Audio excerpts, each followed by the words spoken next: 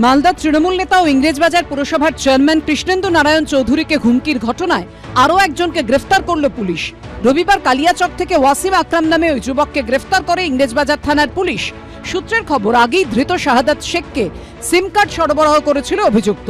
বৃহস্পতিবার ভোরে ডি কোম্পানির নাম করে হুমকি মেসেজ পাঠানো হয় কৃষ্ণেন্দু নারায়ণ চৌধুরীকে। জল আসে না কলে, ঝরঝরিয়ে হরদম জল কেএসবি পাম্প হলে। বিদ্যুৎ সাশ্রয়কারী জার্মান টেকনোলজিতে তৈরি কেএসবি পাম্প। জলের প্রবলেম সেটা আবার কি? সেই মেসেজের উত্তর না দেওয়ায় পরের দিনই সকালে হুমকি ফোন যায় তৃণমূল নেতার কাছে। किसान से बात हो रहा है मेरा। हाँ बोल रहा है, बोलिए। ये कंपनी से प्रदीप बोल रहा हूँ। कौन कंपनी? ये कंपनी को मैसेज दिया है, मैसेज नहीं देखा अभी तक, इसलिए कि भेजना पड़ेगा। তদন্তে নেমে শনিবার ইংরেজবাজারের যদুপুর থেকে গ্রেফতার করা হয় শাহাদাত শেখ নামে এক যুবককে। জমি ব্যবসার সঙ্গে যুক্ত ছিল শাহাদাত। সম্প্রতি তার বেশ কিছু ধার দেনা হয়। দেনার দায়ী কৃষ্ণেন্দু নারায়ণ চৌধুরীকে ফোন করে খুনের হুমকি দিয়ে টাকা চায় সে। আর এই কাজে সিম কার্ড সরবরাহ করে সাহায্য করেছিল ধৃত ওয়াসিম। পুলিশ তদন্ত করছে, পুলিশ সব দেখছে, দেখে তারপর যা যা অ্যাকশন নেওয়া নেবে। আমি কেন চিনব? ইভেন আমার মনে হয় না যে কোনোদিন আমাকে ফেস করেছে। এটা তো একটা অদ্ভুত পরিস্থিতি মালদা জেলায় সৃষ্টি হয়েছে।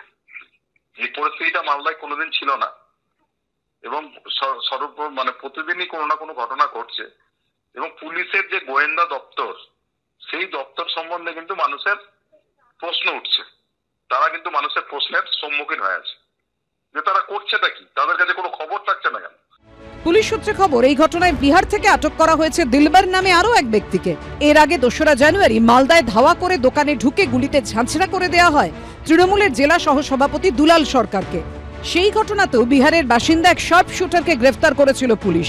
এবার শাসক নেতাকে হুমকির পেছনেও সামনে আসছে বিহার যোগ। করুণাময় সিংহ রিপোর্ট, এবিপি আনন্দ, মালদা।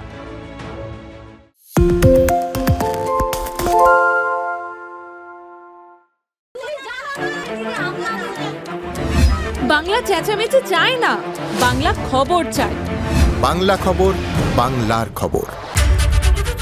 আরে চাটা দে ভাই, আমার একটা চা দেন। কি হলো আমারটা? বাংলা পক্ষপাত চায় না, বাংলা খবর চায়।